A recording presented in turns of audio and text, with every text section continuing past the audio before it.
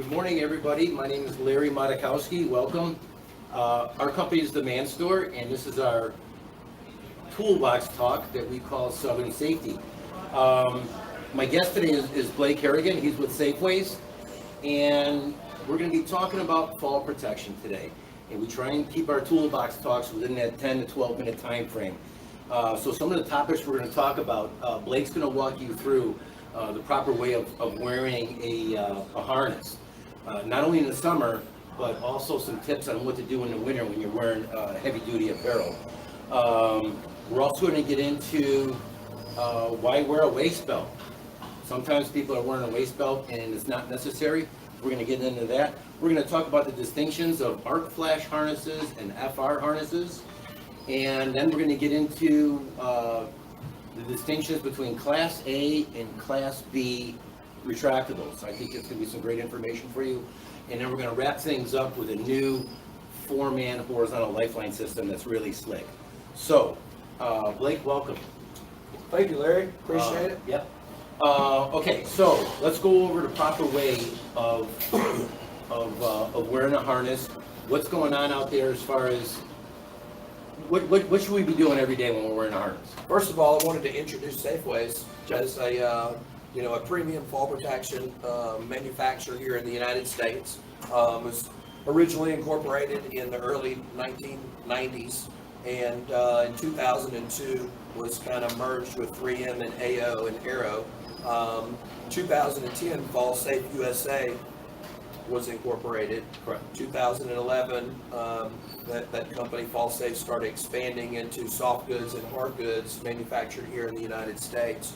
2016, we were able to merge back with the SafeWaze line, and in 2017, we started rebranding and upgrading all of our products in soft goods and hard goods, retractables, and horizontal lifelines. The Man Store has been marketing SafeWaze product for probably about 10 years. You'll find everything we're going to be talking about and more at TheManStoreOnline.com. All right, so let's get into wearing a harness. Okay. So the first thing you want to do when wearing a harness is obviously you want to inspect all of your webbing, you want to inspect all of your hardware, you want to inspect all of your grommets on the product, you want to inspect everything for cuts, for frays, grommets being loose, all of your hardware, your D-ring connector. You want to make sure that your tags and everything are clear and you can see those properly. So once your inspection process goes through before you wear that product, which is the personal wearer's responsibility, then the proper way to actually wear a harness is make sure that it fits right.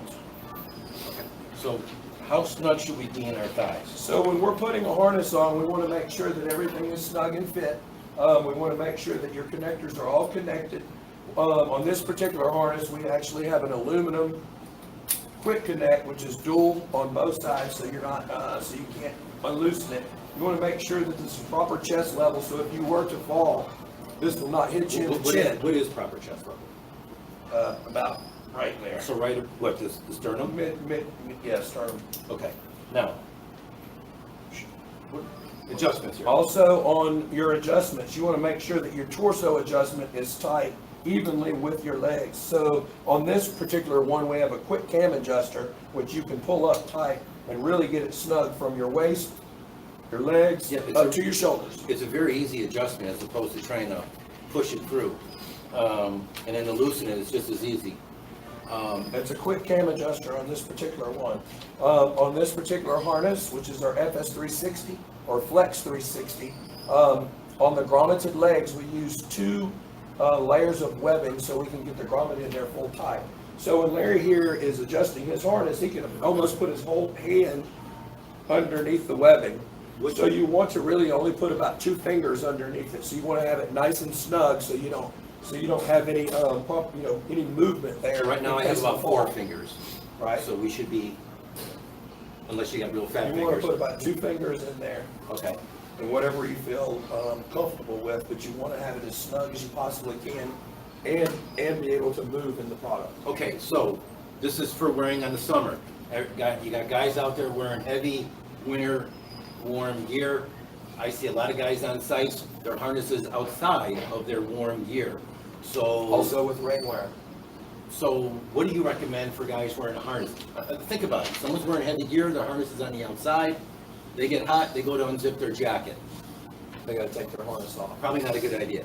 Yeah, so what I would recommend when wearing a heavy winter gear, rainwear, anything like that, is to try to properly wear your harness closest to the body as you possibly can. With a D-ring, with your D-ring in the back, you would want to pass through in your garments. If your pass through doesn't allow your D-ring to get outside of that, you can get a D-ring extension. So you can wear your product on the inside of your garments of your protection of your exterior weather, and then you can also be hooked outside, so therefore you don't have to take your So product the off. D-ring extender can actually run up to the back of the neck and then be hanging outside the jacket. Right. And that's an ideal way to wear the harness. Keeps your harness dry. So in the event of a fall, you're not slipping out of your jacket. Right. You're fully covered. Okay. Tool belt, waist belt. I think a lot of people are, you see guys wearing, maybe they're doing picking in a warehouse and they got a waist belt on. Do they need it? Not necessarily. Okay, so who needs a waist belt? So where we see that waist belt versus not waist belt, you have a lot of general contractors, mechanical contractors, you have general heavy industry, you have concrete, and where we see where the tool belts, we actually sell a product, multiple harnesses that have multiple different styles of tool belts. This particular one is a real heavy belted padded. It's a fixed back belt. When you want a fixed back belt, it's good for your construction guys where they're wearing tool bags. They want it to be fixed, they don't want it to slide around.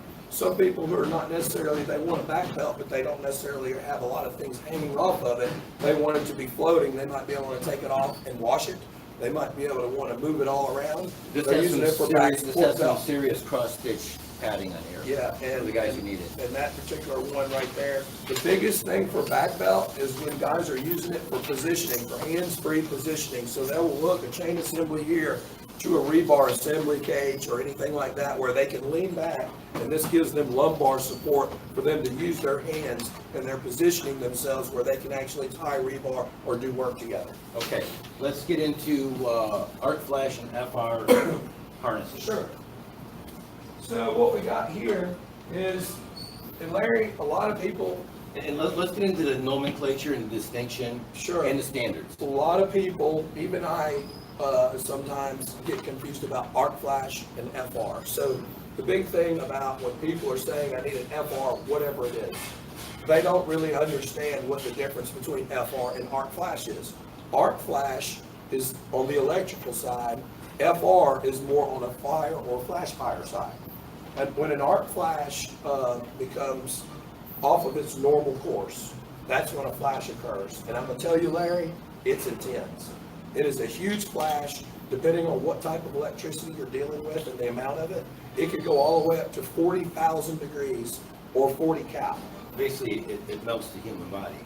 It will melt you, and it is devastating. The reason why we have an arc flash rated harness, it is not made to protect you from getting burned.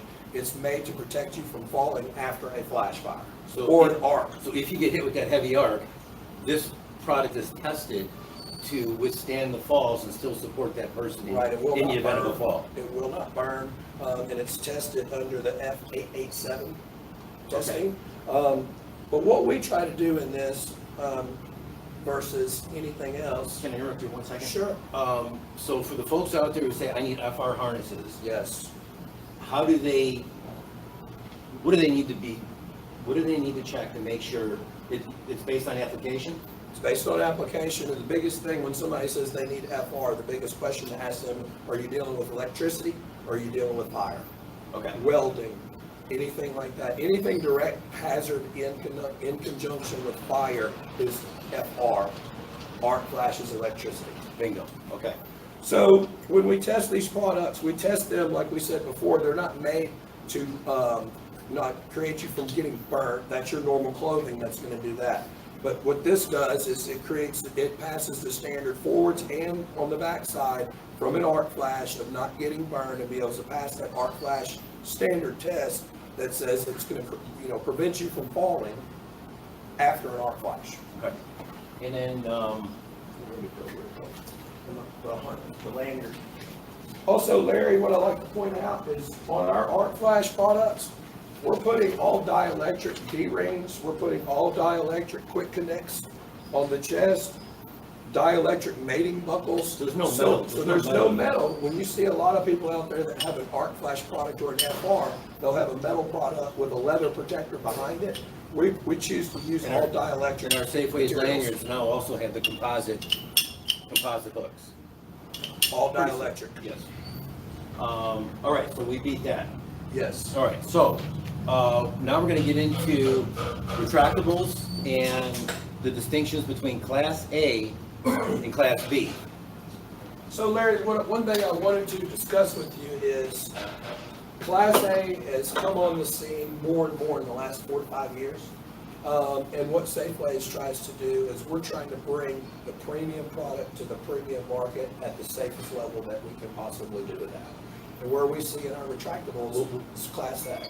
And what is the distinction between Class A and Class B? The Class A and the Class B distinction is when you do your testing for your housing and your brake system, Class A is everything that you test. I believe the test is over 100 in a row, that every single test has a rest of less than 24 inches. And Class B is less than 54 inches, so you're talking about a 2.5 foot difference in your fall arrest. And I really wanted to show this on here that really gives a visual of the difference between a Class A and a Class B. So if you have a 2 foot safety factor at less than 24 inches, your minimum requirement, and it's all based on fall clearance and how you calculate it, is 4 feet. On Class B is 6.5 feet. If you use a lanyard versus a Class A or a Class B, you're definitely at 18 feet no matter what. So the highest standard or the safest product to use out there is a Class A retractable. So to translate, if you're standing here wearing a Class A retractable, here's where you're going to end up. If you're in a Class B retractable, here's where you're going to end up. A significant difference in distance. So It's significant in difference and it's significant in force on the body. there you go. And then with the SafeWaze, what are the host and different retractables? What are the lengths available in Class A? So basically what SafeWaze does, we carry a Class A in 6 foot single and dual in all your rebar hooks and snap hooks, 7 foot, 9 foot, 11 foot, 15 foot, and 20 foot all in webbing in Class A. And how does someone know if they have Class A or Class B retractables out in the field? It should be labeled on the product. Okay. It should be labeled on the housing or in your spec. So Class A, just to finish up here, the Class A means it's going to stop and decelerate a fall within, Less than 24 inches. and then the Class B will stop and decelerate a fall. Less than 54 inches. Significant difference there. And it's all pre-engineered to calculate your fall clearance. And that's the most important thing we want to know is where we're standing and what our hazard is. We're going to finish up our toolbox talk today with SafeWaze. We're going to get into what I think might be the safest horizontal lifeline system in the marketplace. Sure. Thanks, Larry. And what we have here, this is kind of in conjunction with your retractables. So we know out there that people are working at lower and lower clearance heights. They are working at fast pace and they have a lot of people on the job. The most common horizontal lifeline system out there is a 2-man system these days, and it usually averages anywhere from 22 to 25 foot in clearance. The clearance is where the worker's surface area of where he walks to the nearest place that they can hit the ground or the next surface below there. What we're trying to do as a company is, just like the Class A's, we're trying to bring the safest experience to a worker they can We possibly. want to decelerate the falls. We want to decelerate the fall, but where we've found here, Larry, is this is integral brake system. So in our This four-man, is the brains of the whole system right here. right, and this is called the SafeLink system. So in our horizontal lifeline system, instead of running a regular retractable or a coil or anything like that, this is pre-engineered. When you run the horizontal lifeline at a normal standard rate at 65 feet. So at 65 foot And distances, how many people can we put in? we can put 4 people on there, and this brake system combined with our Class A retractables where it's tested We can keep people at a pre-engineered at 13.5 feet, And what is kind of common out there in the marketplace right now? about 22 to 24 feet on a two-man system. Significant difference. Significant difference, plus we're taking the force off of the body. So- So the Class A retractable retracts when a person falls. It goes to the horizontal lifeline. When that horizontal lifeline takes on that energy, it goes to this system So one can say it's a safer environment, at a lower clearance. more productivity because you have four That's guys exactly going right. instead of two. I know we went through a lot of information here quickly. If you have any questions, give us a call at the Man Store. We help send the American worker home safely. You'll find all the SafeWaze product we talked about at TheManStoreOnline.com. I'd like to thank Blake with SafeWaze for coming out today, and I'd like to also thank San Antonio Taco here in Cookeville, Tennessee, for letting us come in and broadcast today. So I think we're going to wrap up. I think so. We should have some tacos. All right, let's have some tacos. All right, again, if you have any questions, look us up at TheManStoreOnline.com. I'm Larry with The Man Store. Thanks for checking us out. Thank you.